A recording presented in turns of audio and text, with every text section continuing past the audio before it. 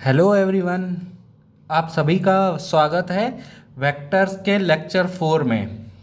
इस YouTube channel में हमने शुरुआत की थी बेसिक टूल फॉर फिजिक्स से, मतलब फिजिक्स के बहुत सारे कंसेप्ट्स और लॉजिक को कवर करना जो कि हमें आगे पढ़ने में मदद करेंगे। एक बार हमने इसमें टाइम दे दिया तो हमें आगे फिजिक्स में कभी कोई प्रॉब्लम नहीं होगी, ना क्लास 11th में, ना 12th में, ना नीट में, ना जेई में। नीट में पर्टिकुलरली इसलिए फोकस कर रहा हूँ क्योंकि जो स्टूडेंट्स मैथ्स लिए रहते हैं, जेई की पढ़ाई कर रहे होते हैं, उसकी तैयारी कर रहे होते हैं, वो मैथ्स में होने की वजह से इन टूल्स पर उनकी पकड़ ज़्यादा अच्छी रहती है। लेकिन क्योंकि मैंने बाकी सारे टॉपिक्स में कवर करा दिया है तो अब नीट के स्टूडेंट्स को भी इसमें कोई प्रॉब्लम नहीं आने वाली, ठीक है। और क्लास 11th के स्टूडेंट्स और क्लास 12th के स्टूडेंट्स अगर उनको लगता है कि है ना कहीं पे वो फंस जाएंगे, तो अगर वो ये वीडियो लेक्चर की सीरीज़ देख लेते हैं बेसिक टूल फॉर फिजिक्स की, तो उन्हें कोई प्रॉब्लम नहीं होने वाली, ठीक है। तो इसी में हमने वेक्टर्स की शुरुआत भी की। 1 और 2 लेक्चर में हमने बेसिक कंसेप्ट ऑफ वेक्टर पढ़ा, उसका सिंबॉलिक रिप्रेजेंटेशन पढ़ा, कैसे वो उसका लेंथ, वेक्टर की लेंथ, मैग्नीट्यूड और उसकी डायरेक्शन, उसका एरो बताता है। सेकंड में हमने देखा, वीडियो लेक्चर में हमने देख लिया कि किस तरीके से कितने टाइप ऑफ वेक्टर्स होते हैं, है ना, और लॉ ऑफ एडिशन और सब्ट्रैक्शन क्या होता है। उसके बाद हमने थर्ड वीडियो लेक्चर एक छोटा सा बनाया जिसमें हमने देखा कि अगर किसी वेक्टर को स्केलर से मल्टीप्लाई कर दें तो उसका क्या इफेक्ट होता है, ठीक है। ये बहुत छोटी छोटी चीज़ें हैं, लेकिन है ना कई बार डाउट हो जाता है, इसलिए इनको क्लियर करना ज़रूरी है। अगर आपके ये कंसेप्ट पहले से क्लियर हैं तो बहुत अच्छी बात है, कोई ज़रूरत नहीं है उसको दोबारा विजिट करने की। एक निगाह ज़रूर डाल लीजिएगा वीडियो को, तेज स्पीड में करके है ना वीडियो को देख लीजिएगा, अगर ऑलरेडी आपको वो बनता है कि कहीं कोई चीज़ छूट तो नहीं गई। तो अब हम आते हैं triangle law of vector addition. मैंने बोला था ट्रायंगल और parallelogram law of vector addition पढ़ाऊंगा, मगर उसके पहले थोड़ा सा एक छोटा सा टॉपिक में पढ़ेंगे हम एंगल बिटवीन टू वेक्टर्स, कि दो वेक्टर के बीच में एंगल किस तरीके से लेते हैं, ठीक है ना। तो ज़्यादा टाइम ना वेस्ट करते हुए मैं डायरेक्ट आता हूँ अपने टॉपिक में कि दो वेक्टर के बीच में एंगल किस तरीके से मेजर किया जाता है, ठीक है। तो मान लीजिए आपके पास दो वेक्टर हैं, वेक्टर ए और वेक्टर बी, ठीक है, वेक्टर ए और वेक्टर बी, ठीक है। तो अगर मैंने बोला था कि वेक्टर एडिशन में मैंने बोला था कि अगर दो वेक्टर को ऐड करना हो तो एक का टेल दूसरे के हेड में लगा देते हैं। अगर आप वेक्टर का वीडियो लेक्चर सेकंड देखेंगे, वो मैं डिस्क्रिप्शन में भी डाल दूंगा, वेक्टर के वीडियो लेक्चर 2 में मैंने पढ़ाया था कि अगर दो वेक्टर को ऐड करना है तो एक का हेड दूसरे के टेल पे लगा देंगे और पहले के टेल से दूसरे के हेड तक जो वेक्टर ड्रॉ करेंगे वो रिजल्टेंट वेक्टर होगा। मगर अगर दो वेक्टर का एंगल मेजर करना है तो दोनों के टेल को ज्वाइन कर देना है। Tail of two vectors are joint together, ठीक है। तो इसका मतलब क्या हुआ, है ना, दोनों के बीच का अगर मेरे को एंगल देखना है तो किस तरीके से होगा। तो ये तो वेक्टर है, वेक्टर स्पेशियस है, आप कहीं से भी ये वेक्टर उठा के रख सकते हो। ये हो गया वेक्टर ए और वेक्टर बी को मैंने यहाँ ले लिया, ठीक है। तो दोनों के बीच में आपका एंगल क्या हो गया, थीटा। ये एंगल को हम थीटा ले रहे हैं, ठीक है, ये एंगल को हम थीटा ले रहे हैं। तो this is how angle between two vector is measured, ठीक है। क्यों मैं पढ़ा रहा हूं, क्योंकि अभी जब मैं थ्योरम पढ़ाऊंगा तो आपको इसमें ज़रूरत पड़ेगी। फॉर एग्जाम्पल थ्योरम में कैसे ज़रूरत पड़ेगी, मान लीजिए एक हमारे वेक्टर की जो स्टेट है वो एक वेक्टर दिया हुआ है हमारा ऐसा, ये थोड़ा लाइट है तो मैं ना डार्क से करता हूँ, कि एक वेक्टर है हमारा इस तरीके से, ये हो गया for example capital vector A ले रहा हूँ, ठीक है। और एक वेक्टर है हमारा इस तरीके से ना, वेक्टर बी, है ना। तो वेक्टर बी इस तरीके से, तो अगर मुझे मान लो इसके हेड से ही ज्वाइन है, तो अगर ए और बी के बीच का एंगल जानना है तो मैं क्या करूँगा, ए और बी के बीच में एंगल जानना है तो क्या करूँगा, कुछ देर के लिए ये मान लूँगा इस ए वेक्टर को आगे, इस ए वेक्टर को आगे पोजीशन कर दूँगा ये, तो ये इसके बीच में एंगल हो जाएगा, ये इसके बीच में एंगल हो जाएगा, और इसी एंगल को कहते हैं, को हम क्या ले लेंगे, थीटा एंगल ले लेंगे, ठीक है। इसी एंगल को हम कौन सी वैल्यू ले लेंगे, हम थीटा ले लेंगे, है ना। तो हम चालू करते हैं, क्या ये चीज़ हमें क्लियर हो गई कि दो वेक्टर के बीच का एंगल अगर हमें मेजर करना है तो उन दोनों के टेल को ज्वाइन कर देंगे, ठीक है। अब कैसे ये triangle law of vector addition में आपको है ना समझने में मदद करेगा, आप ये देखिएगा, ठीक है। तो हम आते हैं triangle law of vector addition में, ठीक है। तो सबसे पहले हम दो वेक्टर्स को ड्रॉ कर लेते हैं, ठीक है। ये हो गया आपका वेक्टर ए और ये हो गया आपका वेक्टर बी। अब इन दो वेक्टर को हम ऐड कर रहे हैं, ठीक है। इन दो वेक्टर्स को हमें ऐड करना है, तो हम क्या करेंगे, ठीक है। हम किस तरीके से जाएंगे, हम रिजल्टेंट वेक्टर, मैंने आपको पहले ही बताया है रिजल्टेंट वेक्टर किस तरीके से देखेंगे कि फर्स्ट की टेल से सेकंड के हेड तक आ रहे हैं, तो ये हमने ड्रॉ किया, तो ये हमारा रिजल्टेंट वेक्टर हो गया वेक्टर आर, रिजल्टेंट वेक्टर क्या हो गया, आर, ठीक है। अब मुझे इस वेक्टर आर का, ये तो डायग्रामेटिक रिप्रेजेंटेशन हो गया, ठीक है। अगर मुझे इसकी वैल्यू निकालनी है कि वेक्टर आर कितना होगा, तो मुझे triangle law of vector addition की ज़रूरत पड़ेगी। किसकी ज़रूरत पड़ेगी, triangle law of vector addition की ज़रूरत पड़ेगी। मतलब रिजल्टेंट का अगर मुझे मैग्नीट्यूड निकालना है तो मुझे इस थ्योरम की ज़रूरत पड़ेगी, और वो किस डायरेक्शन में है, नंबर वन तो मैग्नीट्यूड और डायरेक्शन में कैसे निकालेंगे हम अभी देख लेते हैं, ठीक है। तो हम क्या करते हैं, इसके लिए हम क्या करेंगे, एक परपेंडिकुलर ड्रॉ करेंगे, एक परपेंडिकुलर ड्रॉ करेंगे वेक्टर ए को, ठीक है। और इस वेक्टर ए को, ठीक है, तो हम इसको नाम दे देते हैं, ये आपका हो गया ओ, ये हो गया आपका ए पॉइंट, और इसको मैं बी पॉइंट दे दे रहा हूँ। तो हमने सबसे पहले कंस्ट्रक्शन किया है, क्या कंस्ट्रक्शन, हमें निकालना क्या है, फाइंड क्या करना है, फाइंड करता है वेक्टर का मैग्नीट्यूड, ठीक है। तो हम क्या करेंगे, कंस्ट्रक्शन हमारा सबसे पहले है कि हमने एक BC परपेंडिकुलर ड्रॉ कर दिया वेक्टर ए के ऊपर, ठीक है। हमने यहाँ से यहाँ एक परपेंडिकुलर ड्रॉ कर दिया,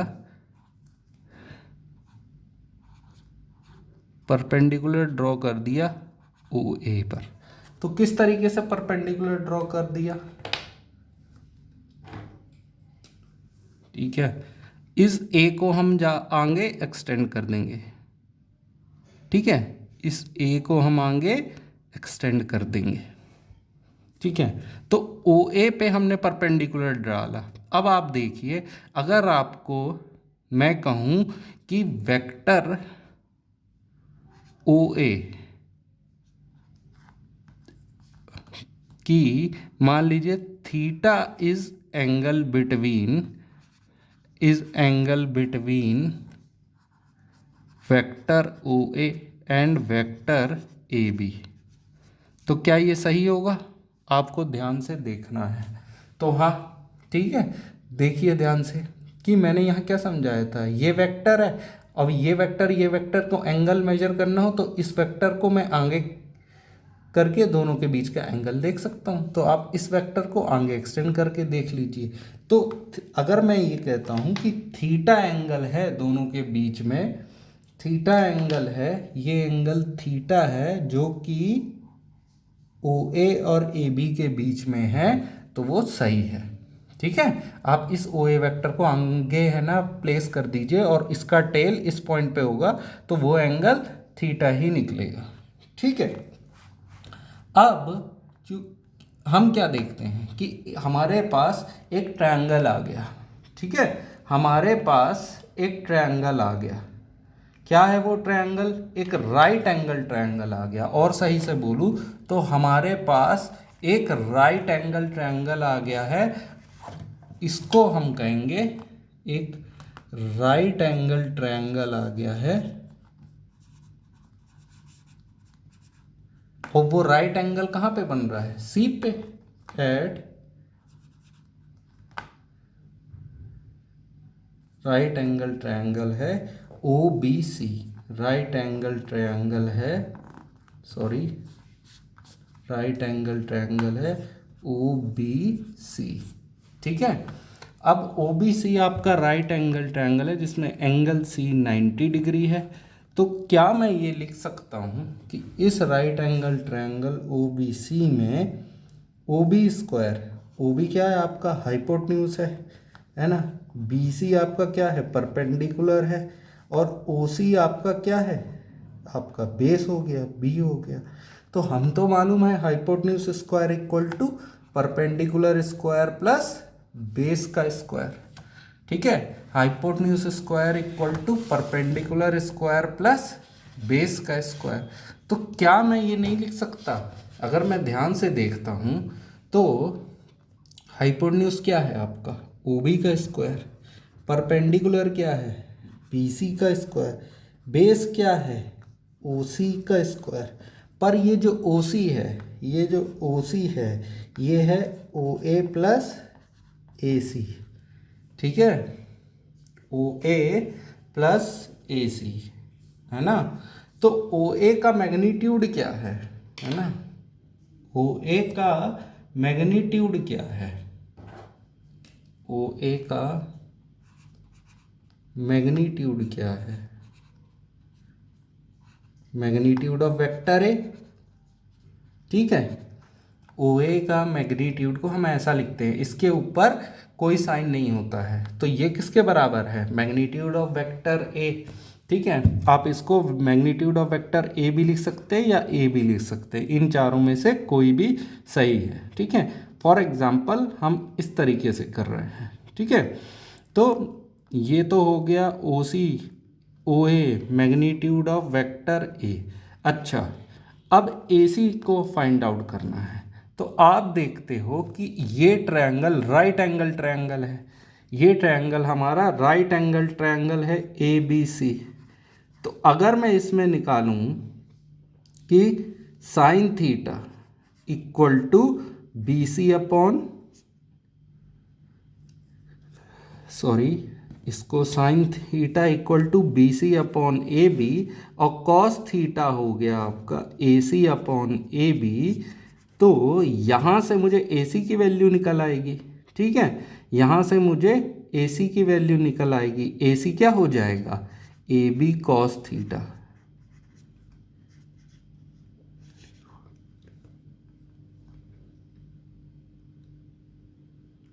ए बी कॉस थीटा।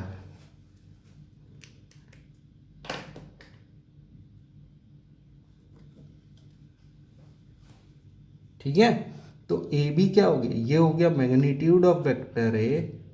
ठीक है, ये हुआ magnitude of vector A plus A B क्या हो गया, मैग्नीट्यूड ऑफ वेक्टर बी, है ना, ये हो गया कॉस थीटा। ठीक है, तो ये आ गया आपका ओसी के बराबर, सॉरी ये हो गया आपका ओसी के बराबर, दिस वैल्यू आपकी हो गई ओसी के बराबर, है ना। तो अब ये वैल्यू आप ओसी का स्क्वायर करोगे तो क्या होगा, इसका square magnitude of vector A का square plus magnitude of vector B का स्क्वायर कॉस स्क्वायर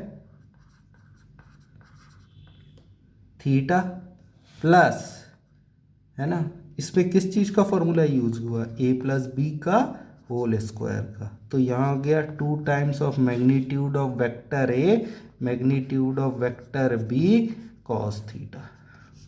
ठीक है, अब आप कर रहे हो बीसी का स्क्वायर, है ना, तो बीसी का स्क्वायर, बीसी इज नथिंग पर क्या है, यहाँ से मुझे मिल जाएगा बीसी क्या है आपका, बीसी की वैल्यू क्या है, ध्यान से देखिए, आपकी बीसी की वैल्यू अगर आपको निकालने के लिए बोले तो आप क्या लिखोगे, BC is equal to A B sine theta, BC is equal to A B sine theta.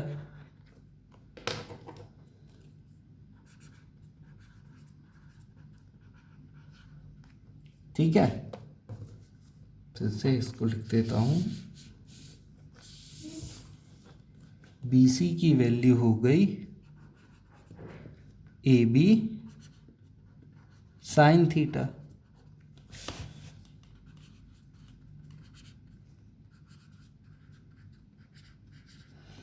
तो हमारे पास BC की वैल्यू आ गई, हमारे पास OC की वैल्यू आ गई, इसको इस पॉइंट पे उठा करके रखा जा सकता है। तो हम जब इसको देखते हैं, आगे करने की कोशिश करते हैं, तो दोनों की वैल्यू 1 पे रखें, है ना। AB क्या है, व्हाट इज AB, AB है magnitude of vector B sine theta.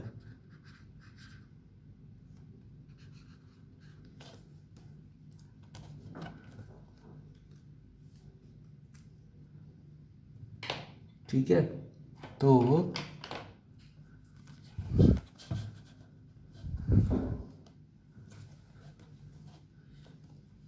OB square क्या हो गया, आपका रिजल्टेंट वेक्टर क्या हो गया, BC square, vector B square sine square theta, BC की स्क्वायर की वैल्यू प्लस OC स्क्वायर की वैल्यू यहाँ रखी, वो हमें दी हुई है,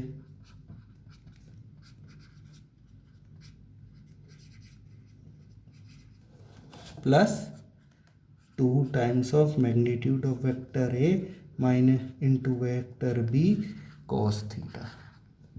ठीक है, अब आप देखिए, आप इसको रीअरेंज कर दीजिए और आपके पास आएगा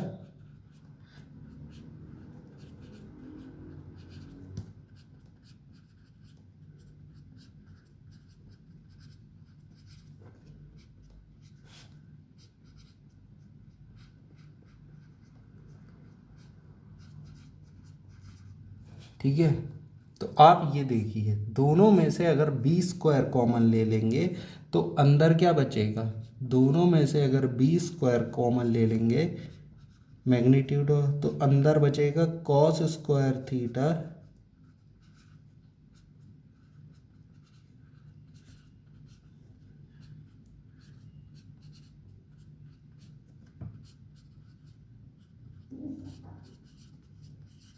ठीक है, तो अंदर क्या बचा है, ये वैल्यू आपकी क्या हो गई, ये वैल्यू क्या हो गई आपकी 1, ये वैल्यू आपकी क्या हो गई 1।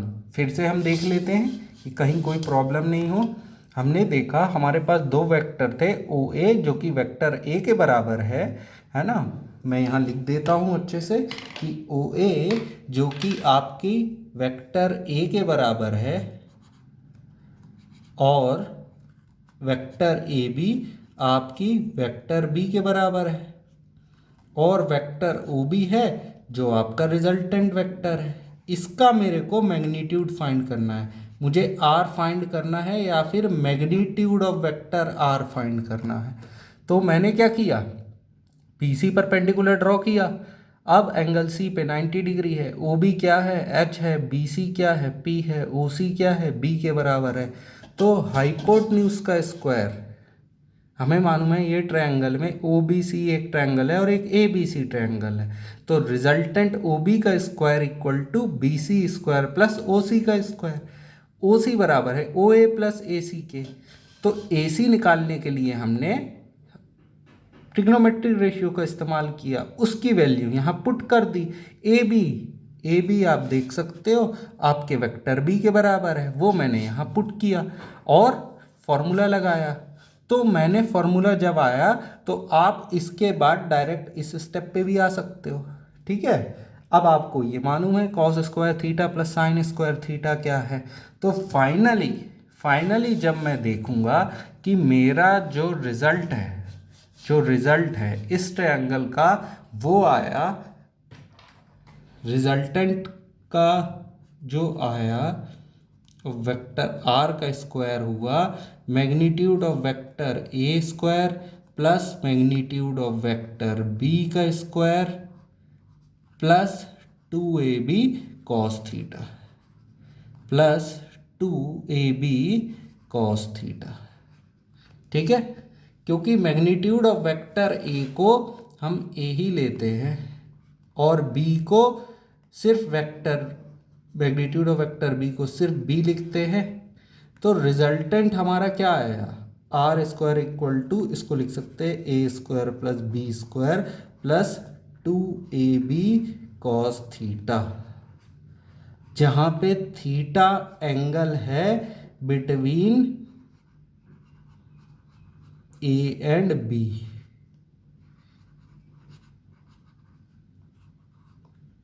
ठीक है, तो रिजल्टेंट क्या है,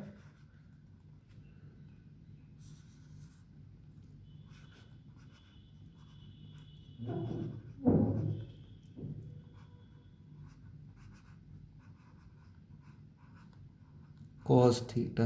रिजल्टेंट क्या है, 2ab कॉस थीटा।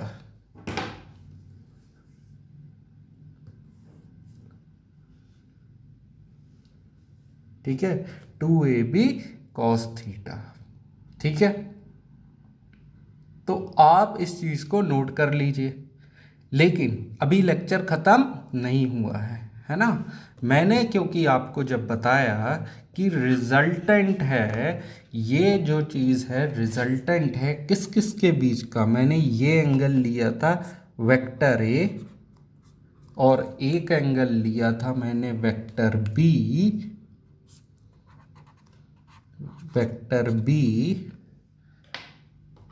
सॉरी, एक मैंने एंगल लिया था ये वेक्टर बी। तो इनके बीच का रिजल्टेंट मैंने कैलकुलेट किया,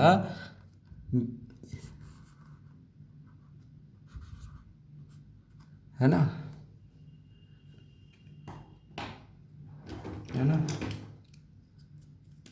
इतना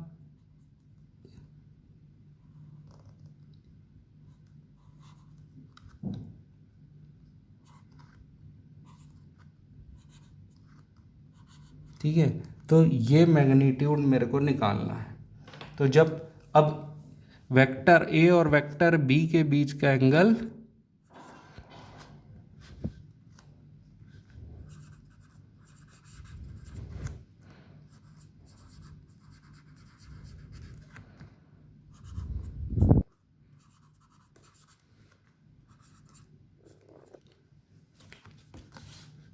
थीटा एंगल है ए और बी का, तो इसका मेरा रिजल्टेंट हुआ equal to root under A square plus B square plus 2ab cos theta.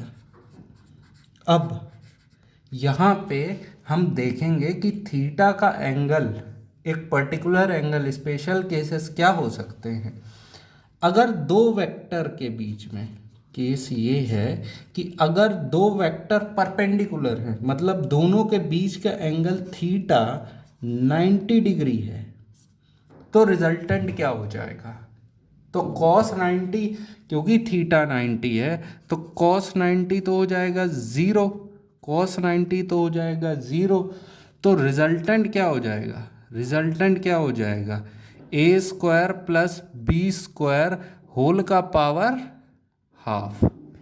ठीक है, क्योंकि cos 90 तो ज़ीरो है, तो resultant A square plus B square whole का पावर हाफ। ठीक है, अब देखिए इसका मतलब क्या हुआ, अगर मैं इसको ड्रॉ करूंगा तो क्या होगा कि एक था मेरा वेक्टर ऐसा, एक था मेरा वेक्टर ए ऐसा, है ना, और दूसरा मेरा वेक्टर था ऐसा।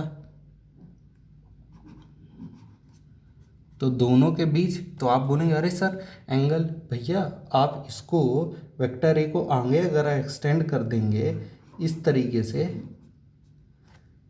है ना, तो ये दोनों के बीच एंगल 90 डिग्री हो गया कि नहीं हो गया?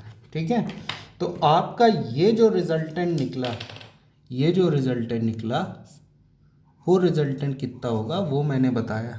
ठीक है, अब अगर मैं बोलता हूँ angle theta equal to 180 degree, ठीक है, थीटा, दो एंगल थीटा 180 है, ठीक है, थीटा 180 है, तो cos 180 कितना होगा?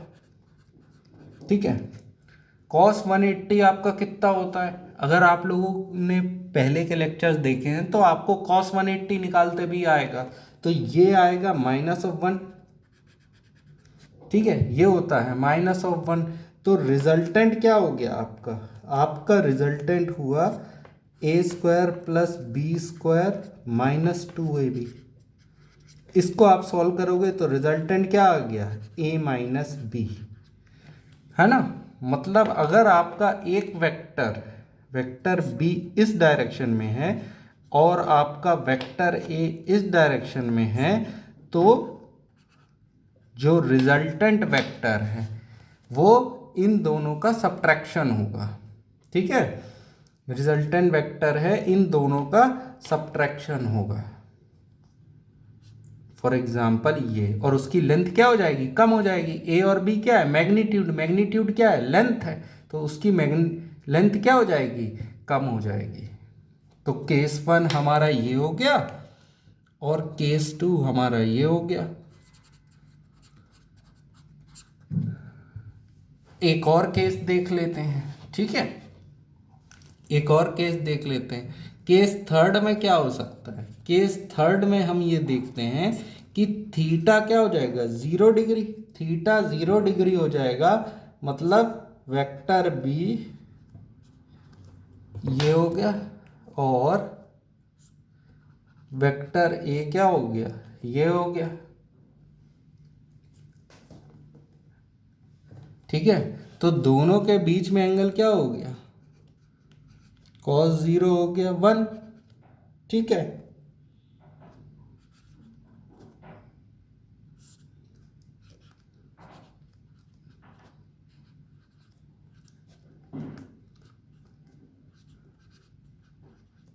cos 0 क्या हो गया? 1। तो इसका अगर आप रिजल्टेंट निकालोगे ये क्या हो जाएगा? a प्लस बी, मतलब इन दोनों के लेंथ को ऐड कर देंगे तो जो रिजल्टेंट वेक्टर आपका निकलेगा वो बड़ा होगा इन दोनों से। ये हो गया a प्लस बी आपका रिजल्टेंट वेक्टर। यहाँ रिजल्टेंट वेक्टर ये था, यहाँ रिजल्टेंट वेक्टर ये था। तो तीनों केस हो गए कि जब आपके बीच दो वेक्टर के बीच का एंगल 90 डिग्री होगा तो ये होगा root under A square plus B square, और ये होगा दोनों के बीच अगर वेक्टर अपोजिट साइड में है तो a माइनस बी। ठीक है, दोनों के बीच में तो ये होगा a माइनस बी और ये होगा a प्लस बी, और ये रिजल्टेंट होगा A square plus B square. ठीक है, तो हमारा law of vector addition complete हुआ। इन रिजल्ट्स को याद रखना है।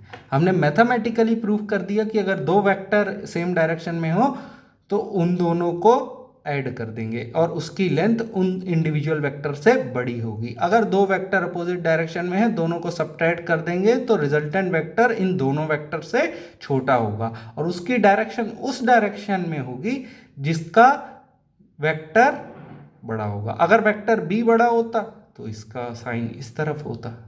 ठीक है, इसका हमने देख लिया रिजल्टेंट क्या है। बस इतना है triangle law of vector addition. Okay, अब इसके बाद हम देख लेते हैं parallelogram law of vector addition. Okay.